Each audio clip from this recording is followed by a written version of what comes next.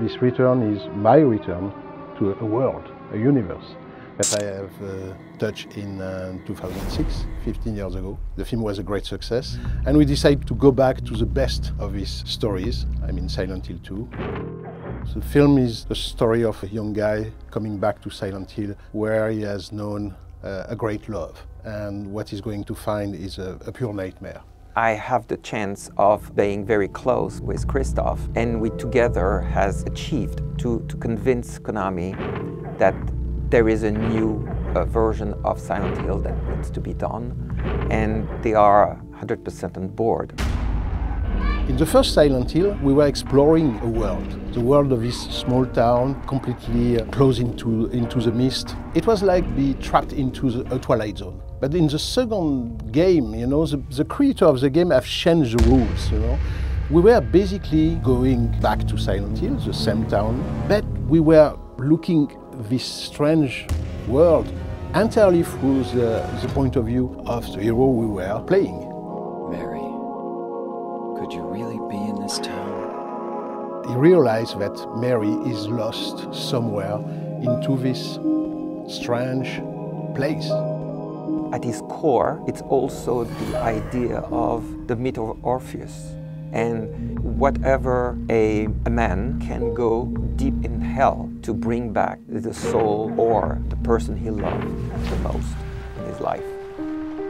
So it's much more about psychological horror, even if we are going to find again all the same creature and the same strange terror sequence and things like that. But the first big interrogation and the first big terror is about ourselves. Are we mad? Are we sane? Are we sane to go back to Silent Hill to find this great love? This one now has so many years from the first one that there is a clear idea from Christoph to make it modern, but also very true to the video game. And that's also what it is. We are also respecting the will of the author, the producers, and Konami into this adaptation. Christoph, it's really somebody that respects the work that has been done, but that also has his own vision. It nurtures the creative vision of the authors from the game, but with a different vision from a filmmaker. And both, they have created, I believe, something that has struck the minds of the fans. James! Stop! Leave her alone! The Game of Silent Hill franchise were great artistic achievement, and I have a responsibility to transpose that on a big screen, you know. Christoph is a real gamer. He has been immersed in this world. That's why the first film was so well received by the fans of Silent Hill, because they felt that I was one of them, and it was so important for me to respect the original creation, you know. That was the base, the start of everything. Everything starts from this respect. So I'm going with a maximum of humility, a maximum of respect, but in the same time I have quite a charge, quite a goal, which is how to transpose the language of the game, which is entirely about immersion, into a tale, into a story that we can tell in 90 or 100 minutes.